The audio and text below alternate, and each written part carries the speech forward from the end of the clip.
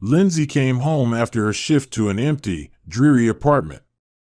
She hastily grabbed a snack, took a shower, and sat in front of the TV, stretching her legs, relieved to finally relax. Her favorite show was starting. The main character, despite all her hardships, had met her prince. They fell in love. Ahead lay a happy, carefree future. Lindsay sighed and thought to herself, I wish I were that lucky. Instead, it's just one disappointment after another. My husband turned out to be a jerk. At work, they treat me like garbage. No kids, no personal life. It's a dead end. And I'm already in my 30s. Lindsay had been working as a waitress in a cafe for many years. She handled her responsibilities well, seemed to manage everything, and often received generous tips. But she never saw those tips or bonuses. It was all because the owner was stingy and unpleasant. He only knew how to nitpick at his employees and scold them for the slightest mistakes. He took almost all the tips for himself, leaving the waitresses with only scraps. Lindsay wanted to quit many times in anger, but jobs were scarce in their town, and she feared she wouldn't find anything better and would end up without a piece of bread. After all, she didn't have an education. So she endured it all. Lindsay had also gotten married without much love, more because it was expected. She met her future husband, of course, at the cafe where she worked. He often came in for coffee and snacks. He stared at her, complimented her, left generous tips, and asked for her phone number. Eventually, Lindsay couldn't resist.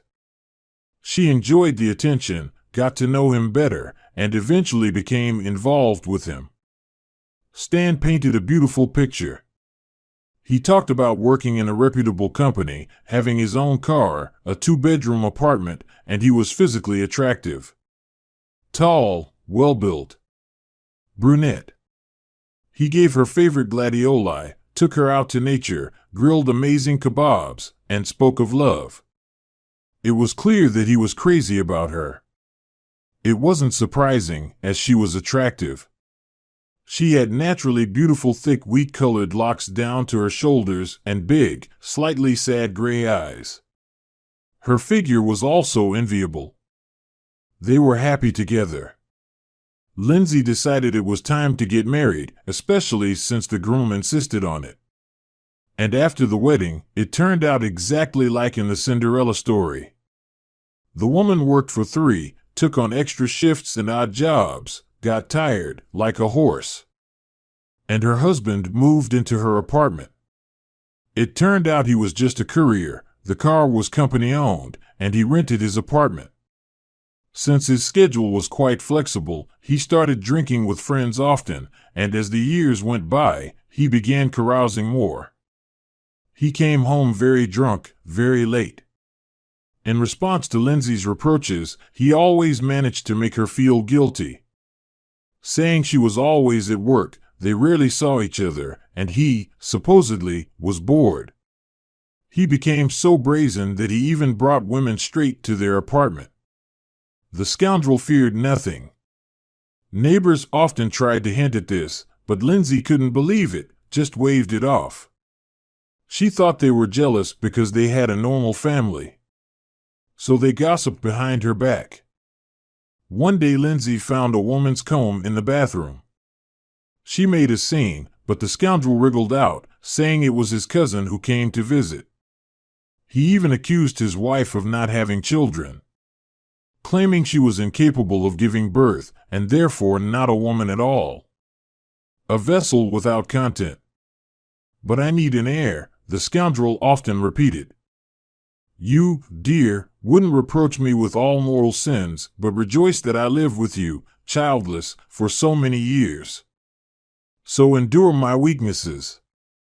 After all, I am a man after all. Lindsay was terribly offended. She often worried and cried. Indeed, no matter how hard they tried, pregnancy did not happen, although physically Lindsay was healthy. But she had neither time nor money for visits to doctors and checkups. So they lived. They argued fiercely from time to time, like a cat and a dog under one roof. Rather, out of habit. There was no warmth between them, no soul connection. They were strangers to each other. And over the years, this alienation turned into an abyss. But one day something terrible happened, putting an end to their marriage in an instant. Lindsay came home earlier than usual. She was poisoned with something. She barely made it home. She felt very sick. Her stomach was cramping, her head was spinning. In the hallway, she smelled the sickly sweet scent of women's perfume. The woman tiptoed to the bedroom and quietly opened the door. Lindsay was so shocked that she stood and watched her own husband with some unfamiliar girl for 10 minutes. And then a wave of anger and hatred engulfed Lindsay. In anger, she scolded both, kicking them out by the neck, and decisively divorced her husband, even though he tried repeatedly to reconcile. But apparently something broke in her, and she could no longer stand Stan. He became repulsive to her. So she started living alone, completely disillusioned with men. Her periodically drunken husband annoyed her, banging on the door and demanding money, but Lindsay was adamant, not opening the door to the scoundrel. And now, when the intercom rang, she thought irritably to herself, "Well, here we go. Now Stan will shout and make a scene that I ruined his life, as if it's me who drinks and lives a wild life. I have no strength left. When will he leave me alone?" But to her surprise, a thin child's voice rang out. "Buy a postcard, please. I made it myself. It's not expensive, only 100 rubles. If you don't have money, you can at least give me some bread. I'm really hungry." Something in Lindsay's soul jolted, flipped, and she quickly threw some food into a bag, cookies, apples, and grabbed the last 100 from her wallet, then dashed out onto the street. On the porch of the entrance stood a skinny boy about 7 years old. He smiled at her sheepishly and timidly handed her a postcard.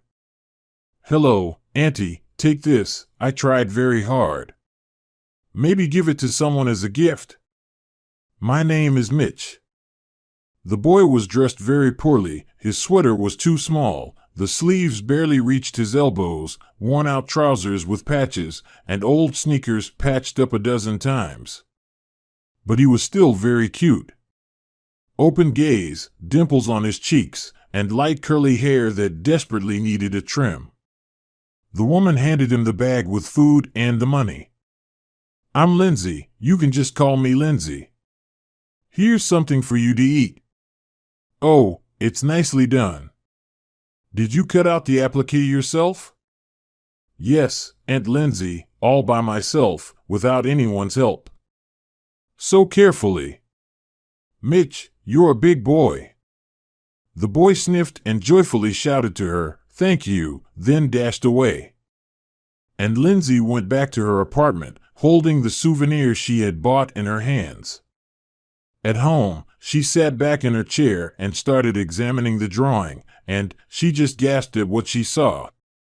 The postcard depicted a beautiful but very sad prince. He sat on a strange throne, more like a wheelchair, and a hideous witch hovered above him. She stretched out long hands, more like bird claws, and her face was twisted with hatred.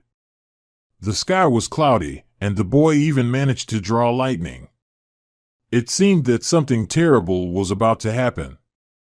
It was clear that the child depicted some situation from real life in the form of a fairy tale. And judging by how meticulously and wonderfully the prince was depicted, he was clearly dear and close to the boy. While the witch was shaded with such pressure from the pencil that she almost pierced the cardboard. But the boy clearly had a talent for drawing.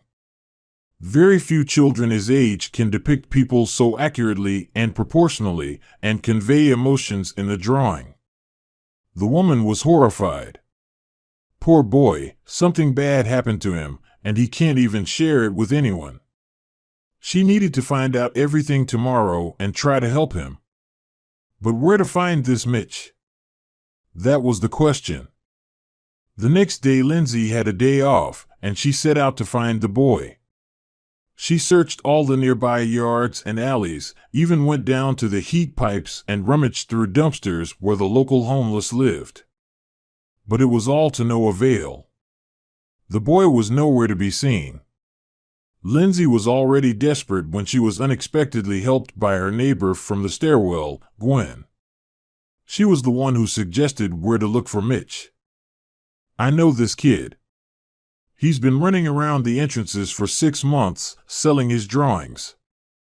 Many buy them out of pity and then immediately throw them away. Who needs a scribble of a 7-year-old?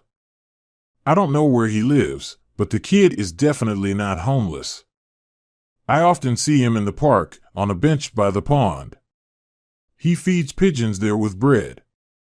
But why do you need him?" Lindsay didn't answer anything, thanked her neighbor, and went to the park. She didn't even know why she was looking for the boy, she just wanted to talk to him. And indeed, Mitch was there. He was sitting on that very bench, sadly hanging his head, lost in thought. Lindsay cautiously approached him and spoke softly. "Hi, Mitch. Do you remember me? I'm Lindsay, we met yesterday. Can I sit down?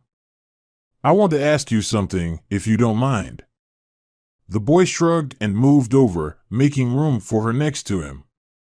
"Why not? I'm bored alone, and I don't want to go home. What did you want to know? Did you like my postcard?" Lindsay smiled. "You're very talented, Mitch, you draw well. That's exactly what I wanted to talk to you about. You didn't just draw that fairy tale, did you? That sad prince on the throne, he's your dad, right? And that evil witch, she wants to hurt him. Did I understand correctly? Maybe you'll share. Perhaps I can help you." The boy immediately shrank, grew thinner, and became very sad. "You understood everything correctly. You're the first person to ask me about it. The prince is my dad, Marcus. He used to be so cheerful. Strong, brave." Lindsay was shocked by what she heard. She couldn't believe it. She clarified everything. "Oh my God, what a nightmare. And do you and your dad have no one else? No grandparents, other relatives?" Mitch shook his head. "No, it's just us. Everyone else passed away a long time ago. So there's no one to help us." The woman couldn't contain her emotions and said to the boy, "You know, Mitch, why don't we go to my place? I'll feed you lunch and you can stay with me for a while. Then I'll take you home. And I'll try to talk to your nasty stepmother, maybe I can appeal to her conscience." The boy was thrilled and immediately agreed. He joyfully took Lindsay's hand and went with her. He eagerly and with appetite ate cabbage soup and meat, and then they drank tea with sweets. The boy ate his fill and even dozed off a little. It was getting dark outside, and Lindsay took him home. The family lived nearby, just a block away. As soon as they entered the apartment, they were hit by the smell of cigarettes, staleness, and a sick person. The place was untidy and dusty. The ashtray was overflowing with cigarette butts with traces of lipstick. Lindsay cautiously looked into the fridge. There was almost nothing there. A couple of eggs and a dried piece of sausage. Mitch led her to the bedroom where his father was. He was sitting in a wheelchair, looking out the window sadly, like a prisoner longing for freedom. When he turned around, Lindsay suddenly shuddered. He looked so tortured and exhausted, his eyes were sunken, as were his cheeks. He hadn't shaved in a long time, and there was such despair and sorrow in his eyes. Lindsay reached out to him. "Good evening, I'm Lindsay. I met your son Mitch yesterday. He sold me a beautiful postcard. Your son is very talented. He told me that you're sick. So I thought, maybe I can help you. What do the doctors say? The man answered quietly. Hello, Lindsay. Nice to meet you, I'm Marcus. Mitch, please put the kettle on. We have guests, after all. The boy ran to the kitchen, and Marcus continued. Thank you for coming. You're probably the first person to respond to someone else's misfortune. I'm a professional climber by trade. We were installing windows in new buildings. That's when I fell from a height. I don't know how it happened. I've been working for so many years, always double-checking and following safety procedures. And then this happened. It was 6 months ago. I injured my spine and spinal cord.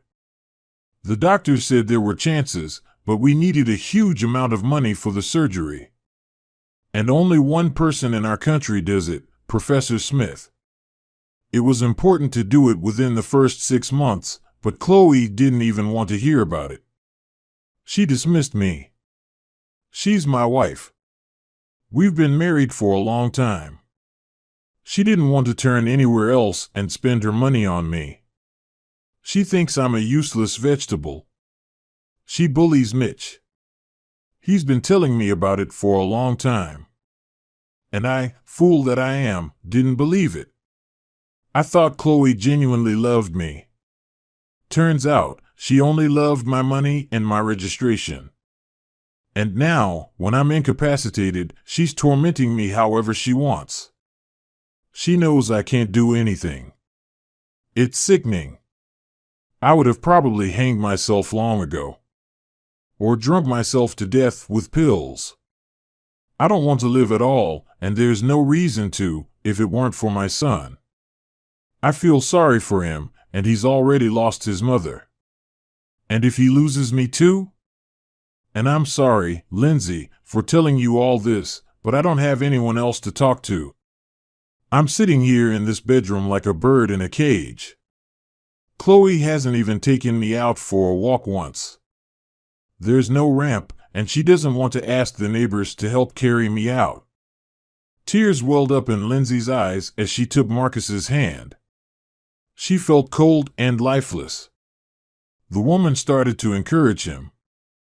Listen, Marcus, your situation is undoubtedly difficult, no denying that. I'm just shocked, but we can't give up. We have to fight. I'll do my best to help you. Give me copies of your hospital records. Diagnoses. I'll reach out to charities, the administration, get as much attention to your situation as possible. You need to be examined and treated. If there's even the slightest chance, we have to take it. Here, take some money. I got paid yesterday. This is for you and Mitch. Unfortunately, it's all I have. Before Marcus could thank this wonderful and caring woman, the exit door slammed shut, and Chloe returned from the store. Hearing a stranger's voice in her husband's bedroom, she rushed in like a fury, not even bothering to take off her shoes. Well, hello, and who might you be? Finally, someone from social services? Chloe taunted. Come on, what's with the idle talk? Hurry up and clean faster. Lindsay looked at this unkempt and unpleasant person with disgust before replying, Good afternoon, I'm Lindsay. No, I'm not from social services. Just a friend of your son's. I dropped by for a visit. I can see you're having a tough time. The boy is hungry, there's hardly anything in your fridge. Is it really that hard to cook some soup? This is just unacceptable. If you want, I can help with cleaning or cooking, it's not a problem for me. Suddenly, Chloe erupted in anger. Who are you, chicken, to lecture me about life? I'm already struggling with this cripple. And now this boy on top of it. He's not my son, clear? And anyway, what's it to you how we live? Stop flapping your gums, or I'll teach you to keep your tongue behind your teeth. Get out of here, immediately. Mother Teresa, my foot. Startled, Lindsay hurriedly left, whispering to Mitch quietly, I'll be back the day after tomorrow. Marcus could only wave goodbye timidly as he watched her leave with a sad look. This beautiful and kind fairy had made an indelible impression on him. Compared to her, Chloe's rude behavior seemed laughable and terrible. He even felt embarrassed and ashamed of her disgraceful conduct. Lindsay was shocked by what she saw. Poor Mitch and Marcus. They were trapped. And that awful Chloe did whatever she pleased. She didn't care at all about Marcus's health, or the boy, or his future. Something had to be done. This couldn't be left as it was. If not her, then who? After working 2 shifts, when her weekend finally came, she immediately sprang into action. She went to the administration, and at least Marcus was put on the waiting list for surgery and examination. It was understood that they might have to wait not just 1 or 2 months, but at least there was some chance. Then she handed all of Marcus's documents over to the charity fund Drop of Kindness. They promised to organize fundraising for Marcus's treatment and surgery. But Lindsay didn't stop there. She personally posted a plea for help on all social media platforms on the internet and persuaded the director of the local TV channel to air a segment with photos and details, asking for help for the disabled man. She feared Chloe's wrath and the possibility of her pocketing the donated money meant for the surgery. Marcus would be left with nothing again. So, secretly consulting with him through Mitch, they decided that Lindsay would provide her own phone number and bank card details everywhere. It would be safer that way. With Lindsay's presence in their home, Marcus found a glimmer of hope, albeit small. He no longer stared into space for hours. Instead, whenever Chloe wasn't around, he spent his time on the computer. He responded to questions from sympathetic people on the internet, explaining his illness and what had happened to him. Lindsay made him believe that everything could be changed, that there was no need to despair, and that there were many kind and compassionate people in the world. They would definitely be able to raise enough money for his treatment and surgery. Chloe, accidentally seeing the segment about Marcus on television, became furious. She raged and threw things. None of this was part of her plans. She didn't need Marcus to recover. On the contrary, she planned to get rid of the weak invalid and his offspring as soon as possible. And finally, live like a queen in their own apartment. But it was too late. Marcus was inundated with calls and letters. And the quarrelsome woman couldn't do anything about it. Things had really taken off, and the fundraising was quickly gaining momentum. People were genuinely touched by Marcus's and little Mitch's story, and they were willing to donate whatever they could for his treatment. After all, it wasn't a joke. The poor child had lost his mother, and now his father was left as a disabled person. When a substantial amount had accumulated in the account, Lindsay decided to find the renowned Professor Smith in the capital and persuade him to at least examine Marcus. She found his contacts and tried to reach out to him, but to no avail. The queues to see him were simply astronomical.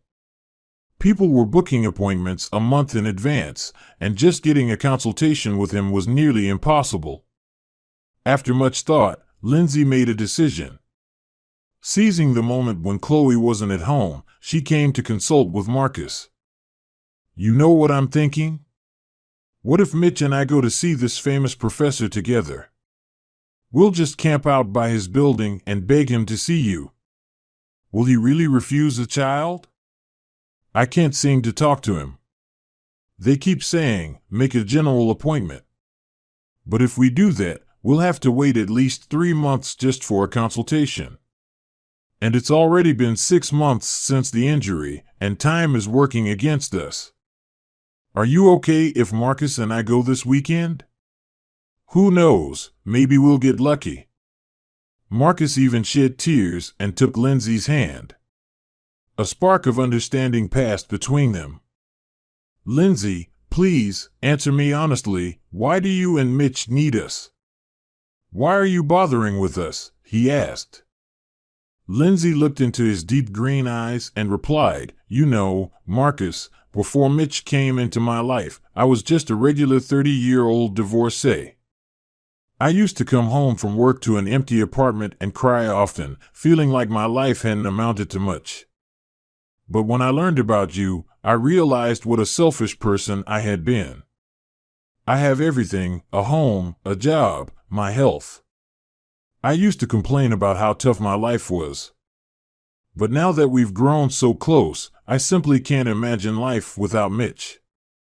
He's become a part of me. And you're not a stranger to me either. There's something about us that's similar, don't you think? So, in my life, it made sense to help two good people. That's all. As for Chloe, it's not my place to decide how she should live. Touched, Marcus cried, Thank you so much. I've never seen such kindness in my life. I feel ashamed that I can't thank you properly yet. On the weekend, Lindsay and Mitch went to the Capitol to find the professor. It was a real adventure for the little boy, as he had never traveled by train before. He sat proudly on the upper berth, sipping delicious tea and eating pastries. They waited all day for Smith outside his house, tired and cold. Lindsay regretted involving the child in this adventure. Who knows if Smith would even talk to them and when they'd return home. To her surprise, Mitch didn't complain, didn't ask for anything, patiently sitting and waiting, just like a grown man. As dusk fell, Smith finally arrived at the building and stepped out of his expensive car. Lindsay tightly held Mitch's hand as they approached him directly. Taking a deep breath, she began to speak. Good evening, Adam. Can we talk to you, please? We've come such a long way with Mitch just to have a conversation. Please don't turn us away. I understand you see hundreds, thousands like us, but our case is special. The elderly man, surprised, looked at the tired but attractive gray-eyed beauty and the frightened little boy. Something stirred in his heart. He couldn't refuse them and sat down next to them on the bench. Lindsay passionately told Marcus and Mitch's story, and, when she finished, she asked, So, will you see him? It's been 6 months already, and I'm afraid of being too late. That's why it makes no sense to schedule an appointment, as it would be too late, and Mitch would be left without a father, an orphan. The boy, Mitch, looked up at the professor with his tear-filled eyes and asked quietly, in a very adult manner, Please, save my dad. I'll be lost without him. Stepmother will drive us away. The man sighed and replied, What am I to do with you? My schedule is planned to the minute, for months ahead, but since it's such a case, bring the patient for a consultation on Thursday, and we'll see from there. I promise to do what I can to help. I'll arrange for you to be seen without waiting. All the best. When the professor left, Mitch suddenly clung to Lindsay, hugged her tightly, and burst into tears. Thank you. Dad will be saved now. You won't leave us, will you? He asked. Lindsay stroked his curly hair and sincerely replied, I won't abandon you, Mitch, I promise. You've become like a son to me, I swear. So, darling, shall we head to the station and go home now? Are you tired, dear? We'll grab something to eat and rest on the train.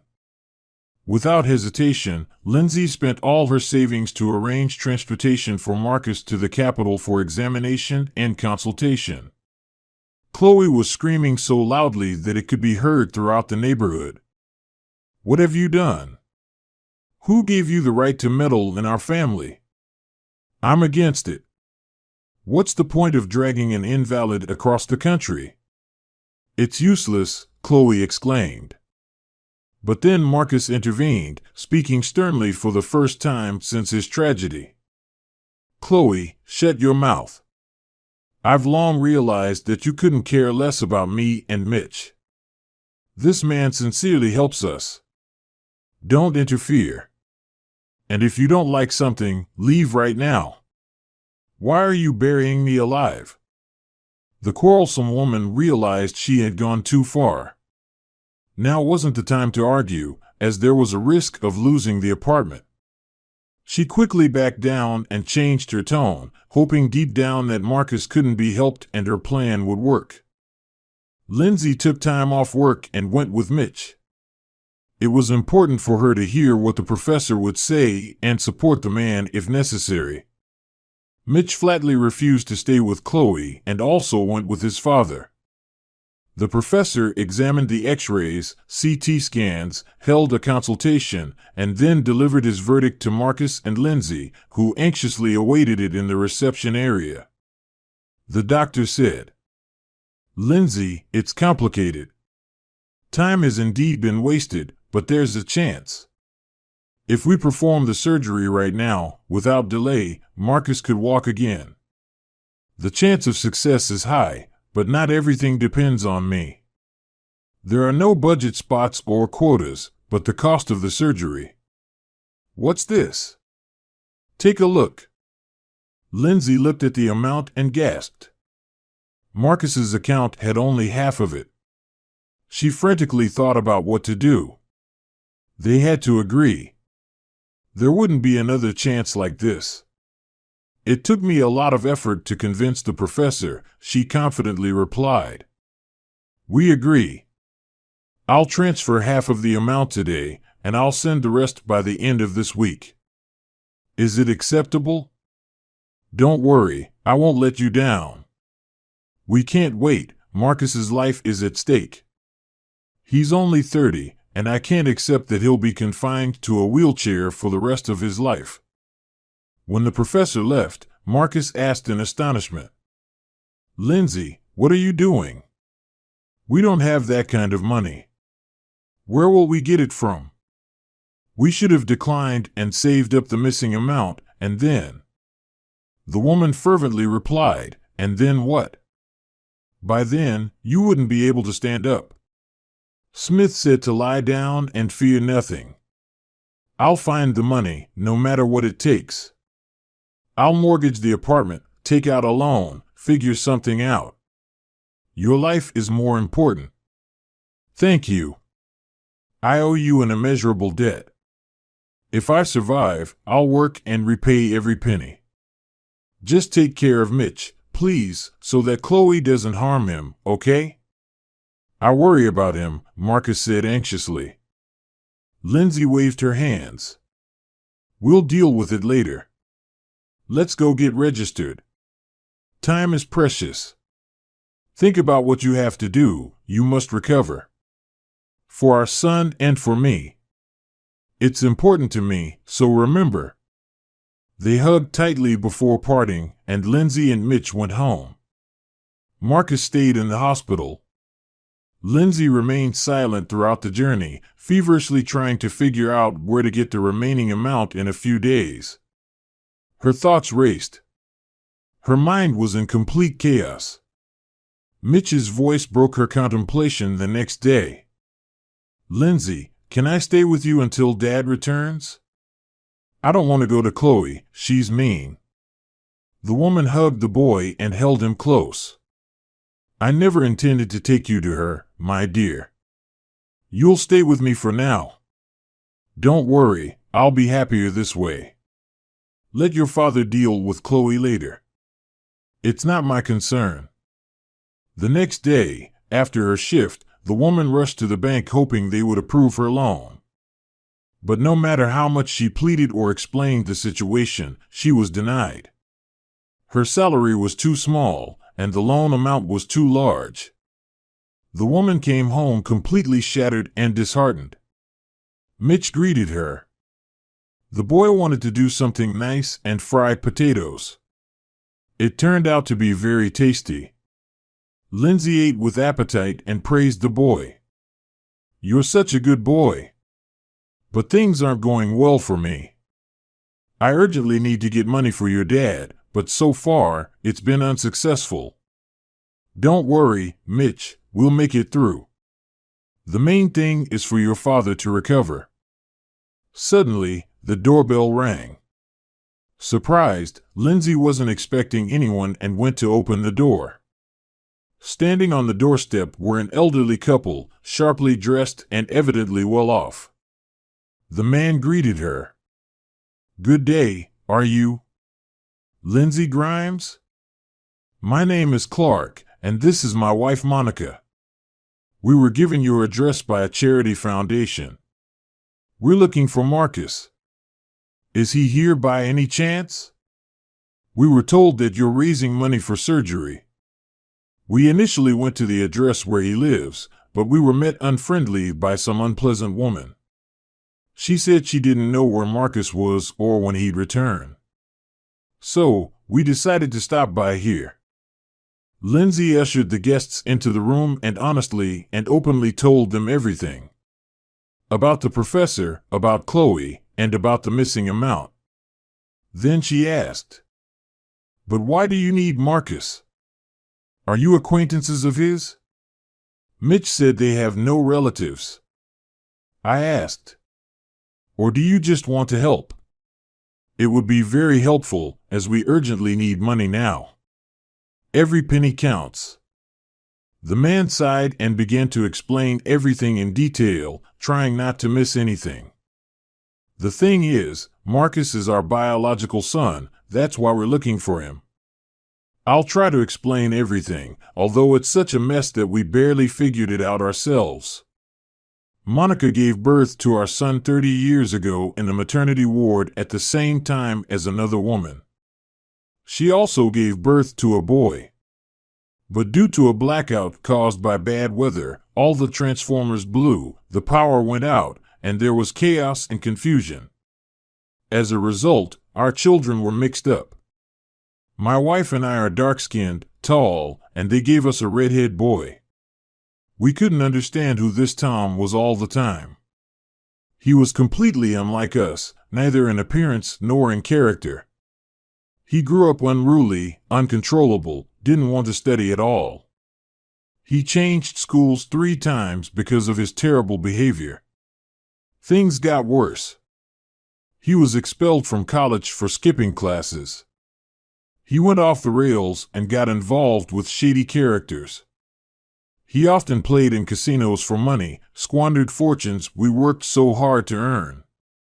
And a year ago, he was coming home from a nightclub. Drunk, he got into a fight with local thugs along the way. A fight broke out, and he was severely beaten, requiring urgent blood transfusions. And that's when we found out that neither I nor my wife could be donors. Our blood types and phenotypes are completely different. In the end, we found a donor, fought for Tom's life until the end, but he never recovered. He died a week later in the ICU. We grieved deeply, even though he wasn't biologically related to us, but we raised him, loved him, invested our souls. Then we decided to conduct our own investigation. We hired a private detective. We couldn't rest knowing that our son was out there, our own flesh and blood, and we knew nothing about him. And the detective uncovered the truth. Found out the surname, coordinates of the second woman who gave birth. And slowly but surely, he unearthed everything about Marcus's fate. And then we stumbled upon your advertisement online asking for help. And we immediately decided to come. Tell us how much is needed. I'll pay it right away. I'll spare no expense for my biological son." Lindsay hesitantly named the astronomical sum, expecting that Marcus's father probably wouldn't be able to pay it all at once. But to her surprise, the man transferred the funds immediately. The woman exclaimed joyfully, "Thank you so much. You don't even know how much you've helped." I went to the bank today, thinking of taking out a loan, but I was denied. Mitch and I were sitting here, feeling down. We didn't know what to do. Tomorrow, I need to find out how Marcus is doing. They should have operated on him by now. But I don't know what to do about work and Mitch. I already take time off so often, they'll fire me soon. I'll end up with nothing. Monica exclaimed, "Don't worry, Lindsay. We'll go to our son ourselves. We'll stay with him. Get to know him better. You have to start somewhere. And you better take care of Mitch. Why drag the boy through all this?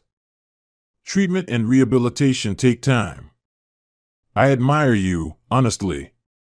To empathize with someone else's misfortune and help a completely unknown family like this is highly commendable. You're amazing." Lindsay said, "They're not strangers to me anymore. Mitch has become like a son to me, you know? He's a wonderful boy, and talented too. He has excellent drawing skills. I want to enroll him in art school. Such talent shouldn't go to waste. And Marcus. I do like him, honestly, but... Chloe. Anyway, it's all complicated and confusing, but I'm glad you found a son. I think Marcus will be happy too." Up until now, Mitch had just been silent, blinking his eyes and not intervening in the adults' conversation, only listening attentively, and then he couldn't resist and asked, "Aunt Lindsay, I didn't understand. Are they my grandparents? Is that right?" The woman winked at him. "Absolutely, you're right. You're lucky, my joy." The boy jumped up. "Awesome. And indeed, Grandpa really looks like Dad. Or Dad looks like him. I noticed it right away when they came in. Look, even the mole on the neck is the same. Wow, that's something." The grandfather and grandmother hugged their grandson, warmly bid farewell, and began to make their way to their son, to the Capitol Clinic. They still couldn't believe that just recently they had buried their adoptive son and were completely lonely and depressed, and now today they found their biological son and grandson all at once. On the way, Monica was very worried, even taking her heart drops. She kept thinking about how Marcus would take it all, whether he would push them away. After all, he was raised in a completely different family, and those people were his family. Would he be able to love them? How did the surgery go? Would the son be able to walk? But as soon as the relatives met, looked at each other, that warmth and emotional connection immediately arose between them, which Marcus also didn't feel from his parents all his childhood. And why? He himself didn't understand. They hugged for a long time, cried, and couldn't believe that after so many years they managed to find each other. The operation was complicated, it lasted many hours, but Smith did the impossible. Gradually, Marcus began to feel his legs. When he could move his fingers, and then his foot, he was as happy as a child. The rehabilitation was lengthy, lasting 2 months, but in the end, Marcus could walk properly, leaning on a cane. All this time, the parents were there, supporting, encouraging, instilling confidence that everything would be fine. Mitch lived with Lindsay all this time, went to regular school, also attended art school, and enjoyed drawing. Somehow unnoticed, he started calling Lindsay Mom from time to time. She melted and didn't scold the boy. It was deeply touching for her when he called her that. The woman dressed the boy, tidied him up, bought him a fashionable backpack and new school supplies. All for drawing. They got along excellently and didn't quarrel. But the boy really missed his dad. Although they talked on the phone every day. Now the woman ran home from work as if on wings. She called Mitch 100 times when he was home alone. She worried whether he had eaten, whether he was afraid. Finally, she was able to feel like a mother. It turns out, it's so wonderful to take care of a child. There was no more loneliness and emptiness in her soul. But Lindsay anxiously waited for what would happen when Marcus returned. What if he took Mitch and continued to live with that unbearable Chloe? The woman realized that she couldn't live without the boy anymore. She would just die, that's all. After a long rehabilitation, Marcus finally returned home. During this time, he had become very close to his parents. He had a difficult conversation ahead and a farewell to Chloe. It was inevitable. After all, she only called a couple of times during this time. She asked about his health, and not once did she mention where Mitch was now. She didn't care at all. Marcus didn't intend to continue living under the same roof with such a person, especially since his son was categorically against it. He quietly entered the apartment, opened the door with his own key, and was amazed at the mess the pseudo-housewife had made here.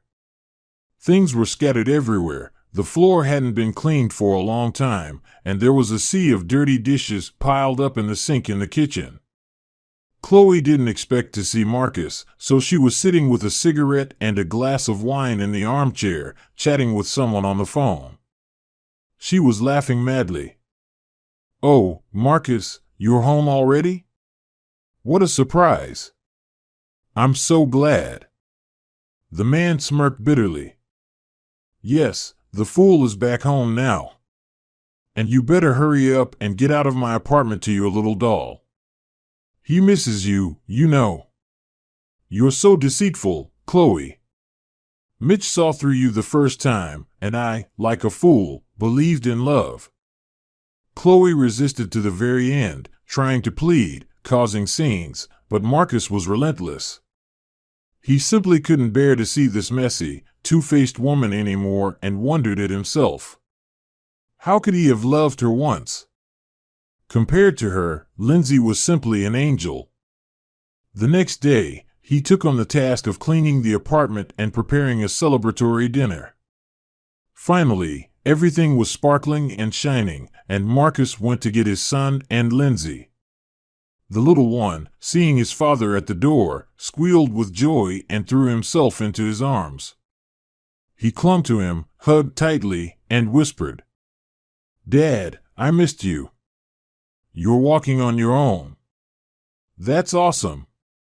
Marcus couldn't hold back tears either and replied, "I missed you too, son. Look how you've grown, you're so big and grown up now. Let's go home. I've prepared dinner." Then Marcus approached Lindsay and, looking into her eyes intently, sincerely said, "Lindsay, dear, thank you so much for our son. For everything you've done for our family. You're like a guardian angel to me. It was you who reached out to help me when I didn't want to live at all, and literally pulled me out of the abyss. Let's go to my place. I've invited my parents for dinner." The woman was undoubtedly pleased with such warm words. But she hesitated. "And Chloe? To be honest, I really don't want to see her. So I think I'll decline." Mitch also piped up. "If Chloe is at home, I'm not going. She's mean." Marcus slapped his forehead and replied, "Oh, what a fool, completely forgot to mention. Chloe and I broke up, I kicked her out. Imagine, I come home yesterday, and she's on the phone talking about how great it is without me and Mitch. And she mentioned some plan that didn't work out. But I never really understood what was going on. And she was clearly talking to some guy. And when she saw me, she started twisting like a snake, trying to justify herself. And I looked at her and wondered how and why I could have ever loved her.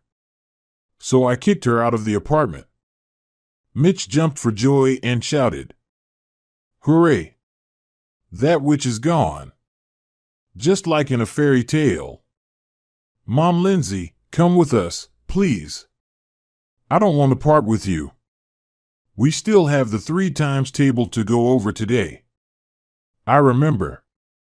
Lindsay agreed. She herself couldn't bear to part with Mitch. She had become so attached to him that she really considered him her son. The evening went great. Marcus's parents hit it off with their grandson right away. They brought him many gifts, bought him a cool phone. The boy was simply ecstatic. Lindsay helped Marcus set the table before his parents arrived. Together they prepared a couple of salads, and the turkey that the man baked in the oven turned out very tasty. Then they all drank tea with a huge cake that the parents had bought. At the table, Marcus suddenly said, "You know, I can't stop thinking about the fact that Chloe let slip about some plan on the phone. I want to consult a lawyer and try to sue the construction company where I worked for compensation. Since the tragedy, sitting in a wheelchair, I've been thinking, how could it have happened that the safety cable snapped? There's something fishy about it. You see, over the years of working at heights, I've developed a habit of always checking the safety equipment before climbing to a great height. And on that fateful day, I checked everything too. I could swear on my life that everything was in order. But it failed me. I want to know the truth, why it happened like that. It's important to me. Do you support me?" Lindsay hesitated. "But is it necessary? It's all behind us, Marcus. You've recovered. Why dredge up those terrible events again? Maybe it's best to forget everything and move on." But his father waved his hands. "And I support my son. We always need to seek the truth. If my wife and I hadn't delved into the truth, we would have spent our lives with doubts in our hearts and never would have found Marcus and our grandson. You're right, son. There's a lot of strange things about your tragedy. We need to find out everything." When the parents went home, the happy Mitch went to sleep in his own bed. Lindsay helped Marcus wash the dishes and clean up. She also started getting ready to go home. "Okay, Marcus, I guess it's time for me to go too. I'll leave you alone. You probably want to spend time with your son." Marcus suddenly hugged her tightly. "Don't go. Stay with us forever. I can't imagine life without you anymore, and neither can Mitch. He started calling you Mom, you know. Can you understand? And be my wife. Don't worry, I'll find a job.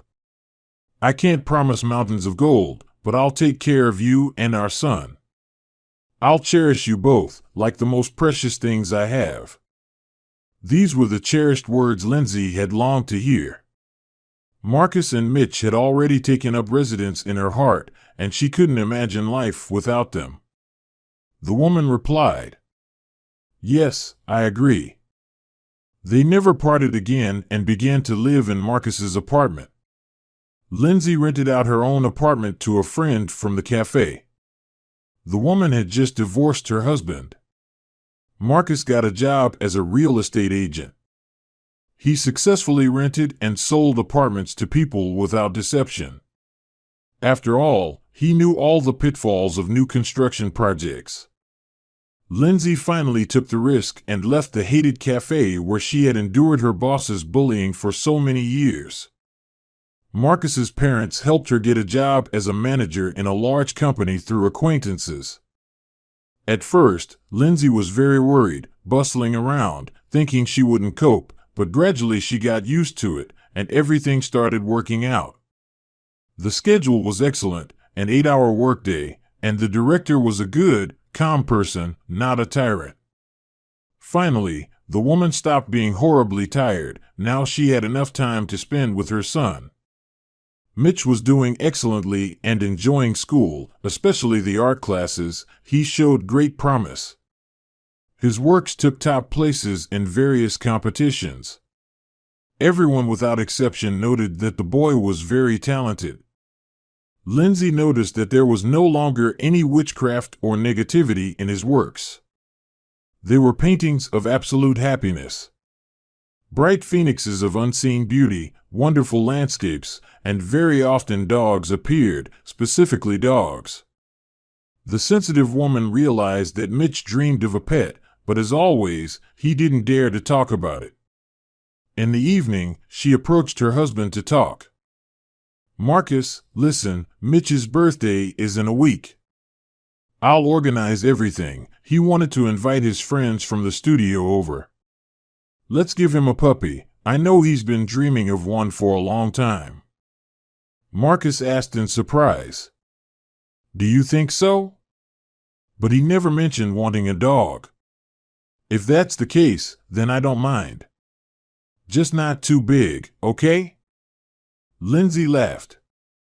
"Oh, Daddy, just take a look at his album. Here's a sad stray puppy, here's a German shepherd, and the boy is walking her with a leash. And what a funny dachshund. And again, the boy is throwing a stick for her." Children project their worries and dreams onto paper. Marcus hugged his wife and whispered, "You really know and understand Mitch well. Like a real mother. Thank you. A dog is just a dog. I don't mind." So, the long-awaited holiday came. From the early morning, the parents congratulated Mitch, and Lindsay said, "Our gift, Mitch, will be unusual. We want to go with you to the shelter for abandoned animals, and you can choose a pet for yourself. You've been dreaming of a dog, right? We could have bought you a puppy, but giving a home and love to an abandoned pet is much more pleasant and noble, isn't it?" The boy's eyes sparkled with happiness. He rushed to hug Lindsay and his father and thanked them. "Wow! How did you guess? I really wanted a dog, but I was afraid to say it. I thought you would be against it. Can we go right now?" They bought a bag of food for other abandoned animals and went to the shelter. With pain and sympathy in his eyes, Mitch walked from one enclosure to another, looking at the animals. The shelter worker told him sad stories of how they ended up here. In the farthest enclosure, a little dog lay sadly. The food and water next to her were untouched, and there was an indescribable pain in her eyes. The worker said, "This is Lima. She was born different from the others, and she was rejected, simply thrown away. But she's not a street dog. She misses people and a warm home. She can't get over the betrayal of her former owners. She doesn't respond at all. Hardly eats. It's very sad. She's unlikely to survive in the enclosure." Mitch suddenly asked, "Can I go to her? I want to pet her, please." They opened the enclosure for him, and the boy cautiously approached and squatted next to the little dog. He whispered something to her for a long time and quietly, as if she were a person, and then gently stroked and scratched her behind the ear.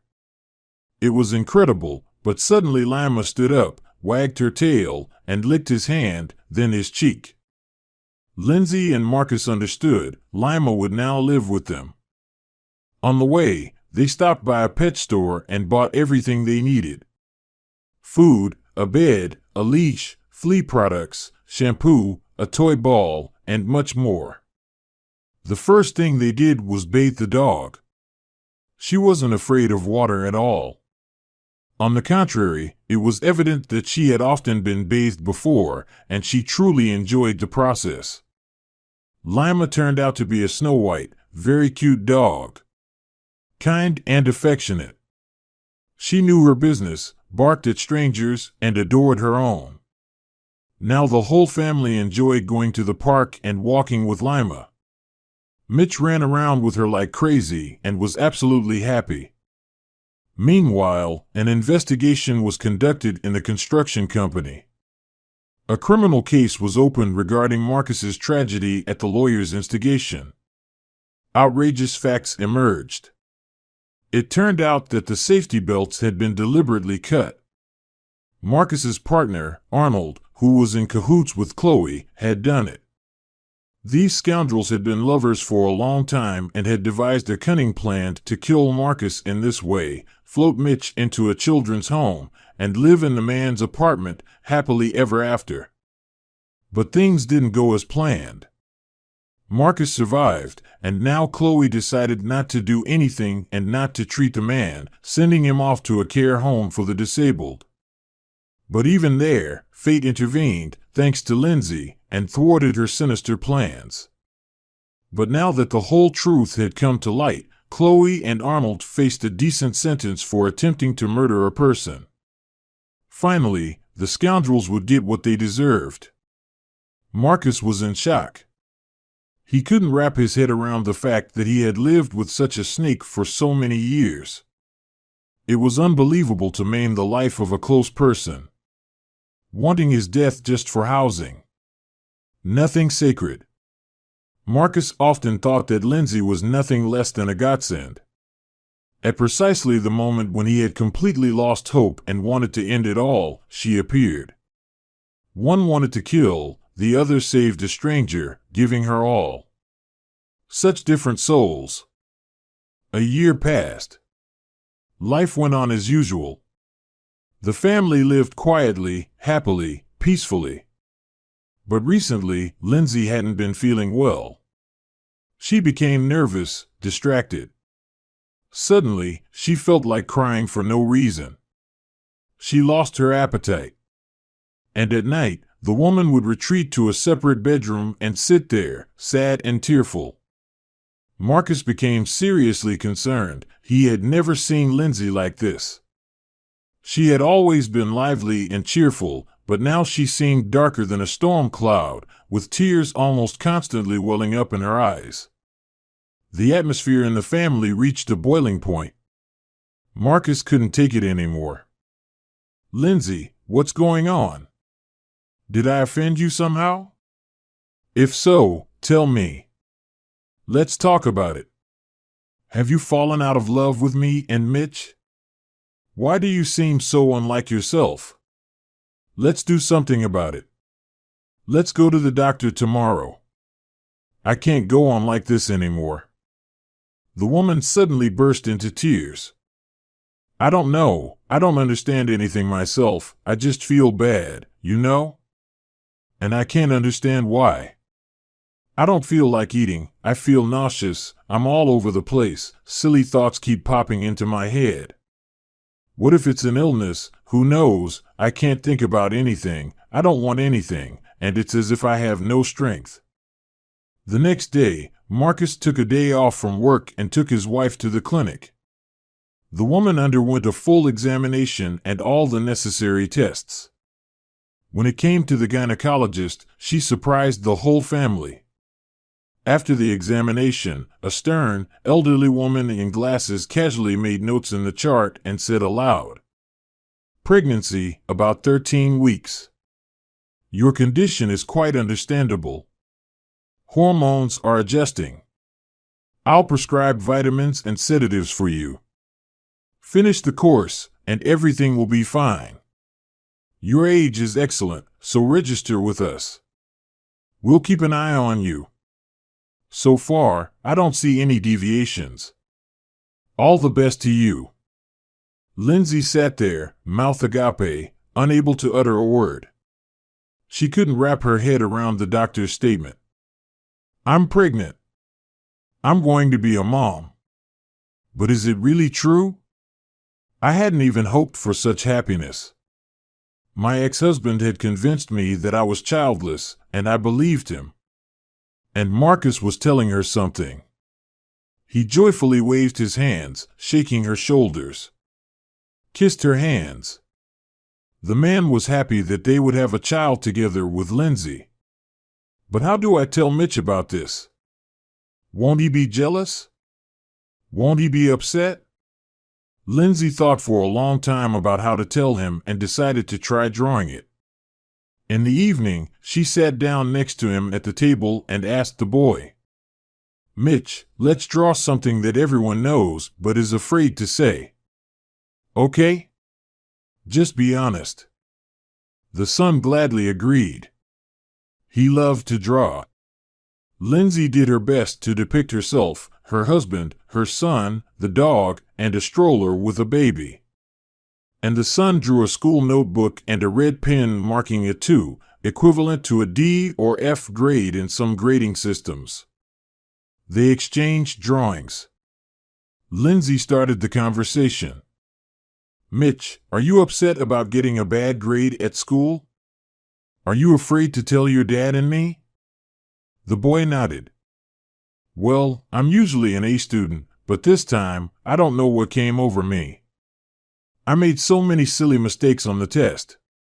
The teacher scolded me, threatened that I wouldn't get an A this quarter. So, I'm worried that I disappointed you both." Lindsay tenderly reassured the boy. "You worried for nothing. I won't scold you.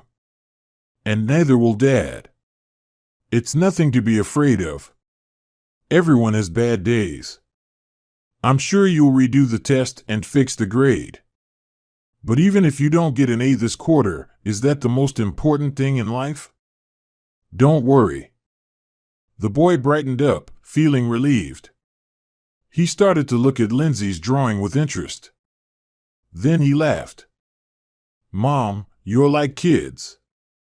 I already figured out that a little brother or sister will be born soon. I'm not deaf, and I'm not too little anymore. I won't be jealous. On the contrary, I'll try to help with everything. I hope he or she won't be too naughty." Lindsay laughed and kissed her son on the forehead. "You're such a grown-up son to us. And your dad and I keep thinking of you as a little kid. Thank goodness you understood everything correctly. I feel so relieved now. Now we need to make Grandpa and Grandma happy that they'll have more work soon.